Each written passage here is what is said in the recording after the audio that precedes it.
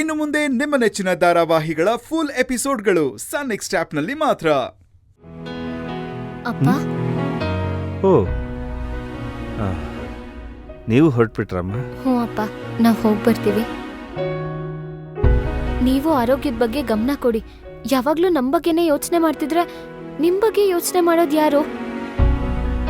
ಅದಕ್ಕೆ ಹೇಳೋದು ಎಲ್ರೂ ಗಂಡ್ಮಕ್ಳು ಬೇಕು ಅಂತ.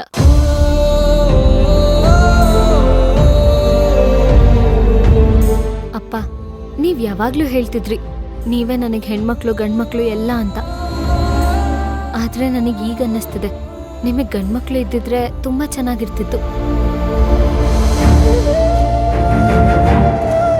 ದೀಪು, ಏನ್ ಸಡನ್ ಆಗಿ ಈಗೆಲ್ಲ ಮಾತಾಡ್ತಿದ್ಯಾ?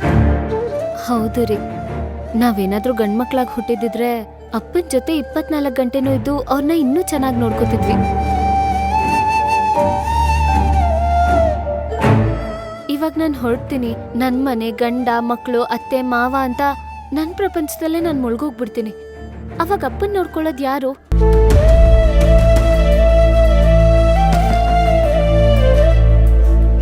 ನೋಡಮ್ಮ ದೀಪು, ಗಂಡು ಮಕ್ಕಳು ಹುಟ್ಟಿದ್ರು ಓ ನನಗೆ ಮಗ ಹುಟ್ಟ ಅಂತ ಅಪ್ಪ ಎಷ್ಟು ಗರ್ವ ಪಡ್ತಾನೋ, ಮುಂದೆ ಒಂದು ಸಂದರ್ಭದಲ್ಲಿ ಅದೇ ಗಂಡು ಮಗ ಮಾಡೋ ಕೆಲಸದಿಂದ ತಾನು ತಲೆ ತಗ್ಸೋಂಥ ಪರಿಸ್ಥಿತಿ ಬರ್ಬೋದು. ಹಾಗಂತ ಎಲ್ಲ ಗಂಡು ಮಕ್ಕಳು ಹಾಗೆ ಇರ್ತಾರೆ ಅಂತಲ್ಲ, ಆದರೆ ಆ ರೀತಿ ತುಂಬ ಉದಾಹರಣೆಗಳು. ಅಂಥ ಬಂಗಾರದ ಬೇಡಿ ನನಗೆ ಬೇಡ ಮಗಳೇ.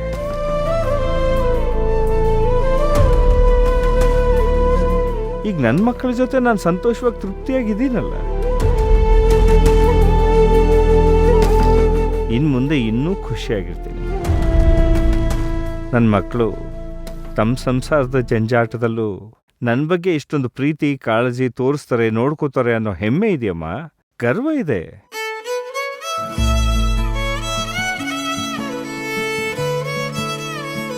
ನನ್ನ ಹೆಣ್ಮಕ್ಳು ನನಗೆಲ್ಲ ರೂಪದಲ್ಲೂ ಇದ್ದಾರೆ. ಅವ್ರ ಗಂಡನ ಮನೆಗೆ ಹೋದರೆ ಅಲ್ಲಿ ಒಳ್ಳೆ ಸೊಸೆಯಾಗಿ ಒಳ್ಳೆ ಹೆಂಡತಿಯಾಗೂ ಇರ್ತಾರೆ. ಮುತ್ತಿನಂಥ ಸೊಸೆ ಇರೋ ಅಂತ ಅನ್ಸ್ಕೊಂಡಿದ್ದಾರೆ. ಇನ್ನು ನಮ್ಮ ಮನೆಗೆ ಬಂದರೆ, ಅವ್ರ ತವ್ರ ಮನೆಗೆ ಬಂದರೆ ಚಿನ್ನದಂಥ ಹೆಣ್ಮಕ್ಳು.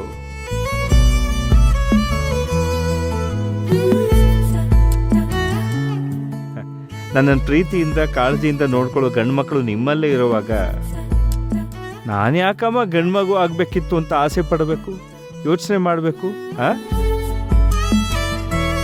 ನೋಡು, ಇನ್ಮೇಲೆ ನನ್ನ ಬಗ್ಗೆ ಯೋಚನೆ ಬಿಟ್ಬಿಡು, ನಿನ್ನ ಆರೋಗ್ಯದ ಕಡೆ ಗಮನ ಕೊಡು. ಈಗ ನೀನು ಒಬ್ಳೆ ಅಲ್ಲಮ್ಮ, ಇಬ್ರು. ಆಯ್ತಾ? ಹುಷಾರಾಗಿ ನೋಡ್ಕೊಳ್ಳಮ್ಮ, ಆರೋಗ್ಯದ ಕಡೆ ಜೋಪಾನ. ಹೋಗಿ ಬಂದ್ರಮ್ಮ, ಎಲ್ಲ ಒಳ್ಳೇದಾಗ. ಮನೆಗೆ ಹೋಗ್ತಿದ್ದಾಗೆ ಒಂದು ಫೋನ್ ಮಾಡಮ್ಮ.